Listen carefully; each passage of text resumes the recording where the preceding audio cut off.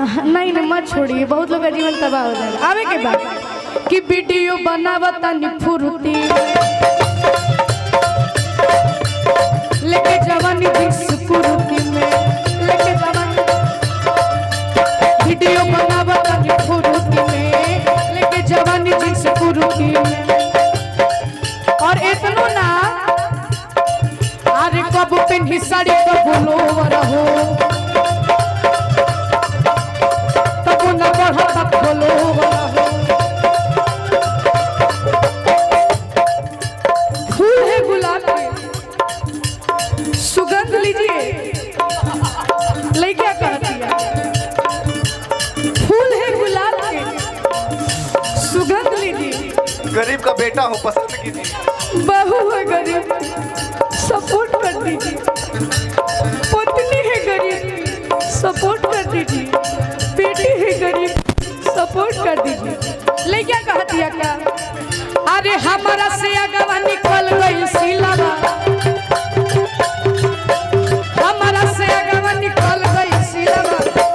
बताओ, 1 साल से रील बनावत है, हम 3 साल से मेहनत करत नहीं। बताओ हमारे 1000 फॉलोअर है, 1 लाख हो गए लिंक कर कि हमारा से अगवा निकल गई सिलावा। तो हेलो गाई जब न बनाई हमारी ला, हेलो गाई जब न बनाई हमारी ला। ढेर सारा आशीर्वाद चाचा जी के तरफ। कबो पेंडी साड़ी कबो लोवरा हो तब न बढ़ता फॉलोवर हो।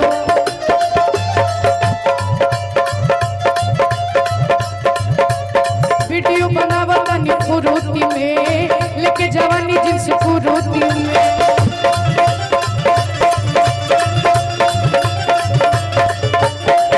ढेर सारा आशीर्वाद हमारे दोनों चाचा जी की तरफ से। ले क्या कहती है? फूल है गुलाब सुगंध लीजिए, फूल है गुलाब की सुगंध लीजिए। अब बहू है गरीब, सपोर्ट कर दीजिए। पत्नी है गरीब, सपोर्ट कर दीजिए। अरे हमारा से अगवा निकल गई सिल, हमारा से अगवा निकल गई सिलावा। आज जितना लोग एजा के बा मठिया श्री राम के जितना भी लोग इंस्टाग्राम यूज करेला चाहे यूट्यूब चलावेला, उनका लोग के ई लोग बात कहता कि हेलो गाई जब बनाई